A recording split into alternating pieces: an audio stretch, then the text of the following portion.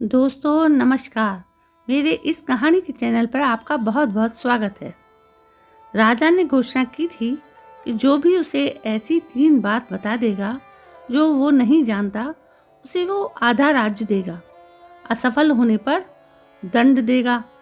एक राजा था, उसको अपने पर बड़ा अभिमान था। उसको लगता था कि वो सब जानता है, उसमें बहुत ज्ञान है। राज्य में उसके मंत्री और दूसरे सभापति उसकी चापलूसी करते थे। राजा ने कई ज्ञानियों से ज्ञान ले लिया था। अब उसे लगने लगा था कि इस पृथ्वी पर ऐसा कुछ भी नहीं है जो वो नहीं जानता। इस अभिमान से भरे उस राजा ने एक दिन अपने राज्य में यह घोषणा करवा दी कि जो भी राजा के सामने 3 ऐसी बातें लेकर आएगा जो राजा नहीं जानते, तो राजा उसे अपना आधा राज्य दे देंगे। लेकिन ध्यान रहे, अगर वो राजा के सामने आकर ऐसा करने में असमर्थ होता है तो राजा उसे दंड स्वरूप मृत्यु दंड देंगे। राजा की ऐसी घोषणा के बाद कई लोगों सोचा जरूर, लेकिन वो राजा के सामने नहीं जा पाए क्योंकि उन्हें भय था कि राजा को सब पता है, इसलिए वो वहां जाकर अपनी जान गंवाना नहीं चाहते थे। कई दिनों बाद एक बुद्धिमान और चतुर युवक को राजा के इस संदेश का पता चला। युवक का नाम सरस था। वो नगर के बाहर रहता था। वो राजा की सभा में पहुंचा। राजा की सभा में मंत्री के साथ नगर के प्रतिष्ठित लोग भी थे, ताकि राजा का निर्णय सभी को पता चले। साथ ही राजा कुछ गलत नहीं करता, ऐसा नगरवासियों को ज्ञात हो। सब सोच रहे थे कि ये मूर्ख राजा की सभा में मरने को आ गया। राजा भी उसे देखकर खुश हुआ। राजा ने उससे पूछा, अच्छा क्या नाम है तुम्हारा? युवक बोला, सरस। राजा बोला, अच्छा तो तुम ऐसा कुछ जानते हो जो मैं नहीं जानता? युवक बोला, हाँ महाराज, मैं ऐसा बहुत जानता हूँ जो आप नहीं जानते। राजा को यह बात सुनकर थोड़ी सी ठेस लगी। बोला, सरस, अच्छा तो तुम ऐसा कुछ जानते हो जो मैं नहीं जानता? युवक फिर बोला, हाँ महाराज, मैं ऐसा बहुत जानता हूँ जो आप नहीं जानते। राजा को ये बात सुनकर थोड़ी सी ठेस लगी। राजा बोला, पता है, अगर नहीं बता पाए तो दंड क्या है? सरस बोला, हाँ मुझे पता है। राजा बोला, तो बताओ फिर मैं क्या नहीं जानता? सरस बोला कि मैं आपको 3 बातें तो बता दूंगा, लेकिन बताने के पहले मेरी एक शर्त है। अगर आप वो मानेंगे तो ही मैं शुरुआत करूंगा। राजा ने पूछा, कैसी शर्त, बताओ? युवक बोला, मैं 3 दिन में वो 3 बातें बताऊंगा, एक दिन में एक। राजा ने सभा में बैठे सभी गण की तरफ देखा, फिर उस युवक की शर्त को मान लिया। युवक ने पहली बात बताई। युवक बोला, हे राजन, आपके ज्ञान की ख्याति पूरे राज्य में है, लेकिन आप शायद ये नहीं जानते कि आपके राज्य में कितने नगरवासी हैं, जनगणना कितनी है। राजा के चेहरे पर थोड़ी शिकन आई, लेकिन फिर उसने अपने मन से कोई भी एक संख्या बता दी और बोला कि तुम्हें क्या लगता है, मैं नहीं जानता था कि मेरे राज्य में लोगों की संख्या कितनी है? कुल 5,32,937 लोग हैं। दरबारी राजा की वाह वाह करने लगे। सभी खड़े हो गए। युवक बहुत चतुर था, वो हंसने लगा। राजा, क्यों? राजा उसको हंसता देख बोला, क्या मृत्यु के भय ने तुम्हें पागल कर दिया है जो इस तरह हंस रहे हो? युवक बोला, नहीं, मेरी मृत्यु आज तो नहीं है, क्योंकि आपका जवाब गलत है। अभी यहाँ आने के पहले पास के गांव के बुजुर्ग मनोहर काका का स्वर्गवास हो गया था, और पास के गांव में ही आज 3 नवजात शिशु का भी जन्म हुआ। क्या नवजात आपके राज्य में नहीं आते? महाराज, सभा में थोड़ा शोर हुआ। एक मंत्री बोला, तुम चतुराई कर रहे हो, जीवित और मृत का आंकड़ा तो प्रतिदिन बदलता रहता है। युवक ने मंत्री से कहा कि क्या मैं गलत हूँ? आप बस इस बात का उत्तर दीजिए। राजा की सभा में विचार विमर्श हुआ। सभा में मंत्री के साथ आम जनता के प्रतिष्ठित लोग होने के कारण युवक को आसानी से गलत नहीं ठहराया जा सकता था, इसलिए युवक की एक बात सही ठहराई गई। युवक चला गया और कहा कि मैं अगले दिन फिर आऊँगा, राजा को थोड़ी चिंता होने लगी। उसने कहा कि इस युवक पर नजर रखी जाए, साथ ही ऐसे आंकड़े संबंधित जानकारी रात में संशोधन करके मुझे बताई जाए। अगले दिन फिर युवक सभा में आया। उसके चेहरे पर आत्मविश्वास देखकर राजा को थोड़ी घबराहट हुई कि अब ये क्या पूछेगा।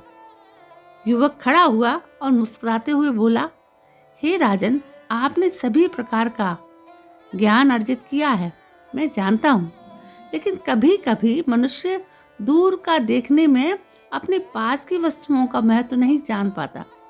राजा बोला, बताओ भी मैं क्या नहीं जानता। युवक बोला, आप इस विशाल राज सिंहासन पर विराजमान हैं।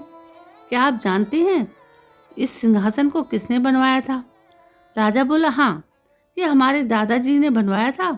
फिर इस पर हमारे पिताजी बैठे और उनके बाद हम, और हमारे बाद हमारे उत्तराधिकारी। ये तो हमें पता है। सभा में बैठे मंत्री सभी प्रसन्न हो गए। युवक बोला, मुझे पता है, ये आपको पता है, लेकिन मैं आपको जो बताना चाहता हूँ वो आपको नहीं पता। इस सिंहासन के 4 पैर ना होकर 5 पैर क्यों हैं? बीच में एक मोटा पैर क्यों रखा गया है? राजा बोला, ये मजबूती प्रदान करने के लिए होगा। युवक बोला, होगा या है? राजा के चेहरे पर हवाइयां उड़ गईं। बोला, ये मजबूती के लिए ही है। तुम अब ज्यादा चतुराई दिखा रहे हो। युवक बोला, नहीं महाराज, मैं आपको बता देता हूँ। आपके दादा पुष्करनाथ महाराज ने करीब 50 सालों तक इस राज्य पर राज किया। उनके 50 साल पर यह सिंहासन उन्हें उस समय पुरस्कार स्वरूप मिला था। ये 5 पैर उनके मजबूत 50 साल के लिए थे, हर एक पैर 10 साल के लिए। राजा अपने सभापतियों की तरफ गुस्से से देखता है कि उन्होंने ये बात उसे क्यों नहीं बताई। राजा उस युवक को बोलता है, तुम्हारे पास इसका क्या प्रमाण है? तुम अभी तो युवक हो, इतनी पुरानी बात तुम्हें कैसे पता? वो युवक बोला, इस प्रश्न का उत्तर आपको मेरी तीसरी बात में पता चलेगा, जो आप नहीं जानते। अभी मैं चलता हूँ। राजा अपने मंत्रियों से बोलता है, आज रात्रि में मुझे इस युवक की पूरी जानकारी चाहिए। कल किसी भी कीमत पर ये ऐसा कुछ नहीं बताए जो मुझे ज्ञात ना हो। मैं अपना आधा राज्य नहीं खो सकता। अगले दिन वो युवक फिर राजसभा में आता है। राजा उसको देखकर बोलता है, आओ, मुझे पता चल गया कि तुम कल सच बोल रहे थे, क्योंकि यह सिंहासन तुम्हारे दादा ने बनाया था और मेरे दादा को दिया था, इसलिए तुम ये जानते थे। लेकिन अब तुम्हारे पास ऐसा कुछ नहीं जो मैं नहीं जानता। तुम्हें अब दंड मिलना तय है, क्योंकि हम राजा अपने कहे वचन को नहीं टाल सकते, इसलिए तुम्हें दंड तो मिलकर ही रहेगा। युवक मुस्कुराते हुए बोला कि आपके मुंह से यह बात अच्छी नहीं लगती महाराज, क्योंकि आप उसी परिवार से जो अपने वचन से मुकर जाते हैं।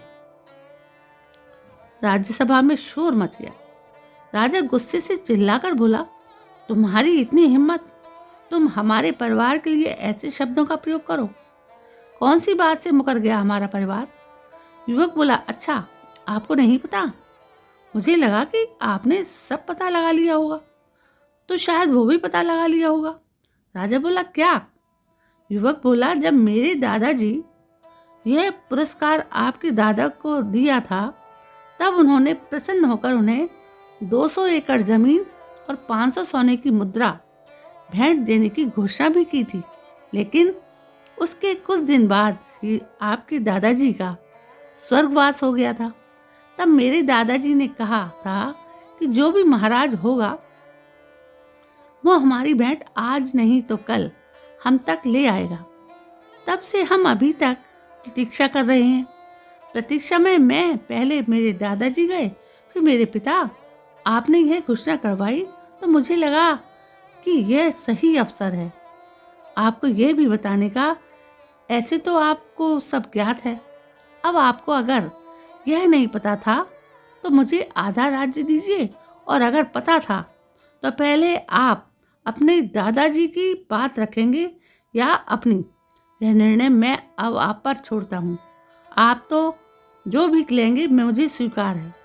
राजा को भरी सभा में ये सब सुनना पड़ा। राजा को अपने पूर्वज का भी सम्मान करना था, नहीं तो उसकी छवि खराब हो जाती। साथ ही अगर वो कहता कि उसे नहीं पता था तो उसे आधा राज्य देना पड़ता। राजा अपने ही जाल में फंस गया था। उस युवक के चेहरे पर मुस्कान थी। उसे पता था कि अब उसे मृत्यु दंड तो नहीं मिलेगा। राजा ने कहा, यह भी मुझे पता है, लेकिन पता होने के बाद भी मैं इस युवक को दंड नहीं दे रहा, क्योंकि पहले मैं अपने दादाजी का दिया वचन पूरा करूंगा। इसलिए आज तुम्हें दंड नहीं बल्कि मेरे दादाजी का दिया हुआ पुरस्कार मिलेगा। सभा में तालियां और राजा की जय जयकार हुई, लेकिन राजा उस युवक की तरफ ही देखता रहा और खुद को इस तरह के प्रायोजन के लिए कोसता रहा। आपको ये कहानी कैसी लगी? कमेंट करके ज़रूर बताइएगा। इसी तरह की अच्छी कहानियाँ मैं आपको पढ़कर सुनाती रहूँगी। कहानी बिल्कुल काल्पनिक है और इसका उद्देश्य केवल मनोरंजन करना है। दोस्तों, अब बताइए, क्या आप मेरे इस चैनल को सब्सक्राइब करेंगे ना, या लाइक भी देंगे ना, या कमेंट अच्छे करेंगे ना? यदि आपको सचमुच ये कहानी पसंद आई है तो मेरे इस चैनल को सब्सक्राइब जरूर करें, लाइक करें, शेयर करें और कमेंट भी करें। कल मैं फिर हाजिर होती हूँ एक नई कहानी, एक नई जोश के साथ। तब तक के लिए जय हिंद, वंदे मातरम।